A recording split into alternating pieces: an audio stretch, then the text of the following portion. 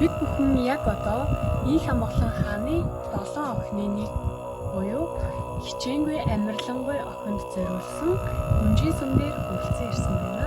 Монгол үндэсний хувьд нь өдөр тутамд мөн морь унан давхих, баяр наадамд өмсөхгээд олон төрлийн хэрэгцээтэйгээс гадна маш олон зуун дамжсан баялаг төвтэй. Эртний Монгол хатад бүсгүйчүүд хувцас, алт мөнгө, шүр сууд гэх мэт үнэт эрдний чулуугаар чимээлдэг байсан.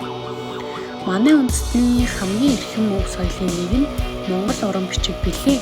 Энэхүү бичиг нь эрдэм мэдлэг, оюуны боловсрол, дотоод сэтгэлийн мэдрэмжийг зургаар илэрхийлдэг маш гайхалтай урлаг юм.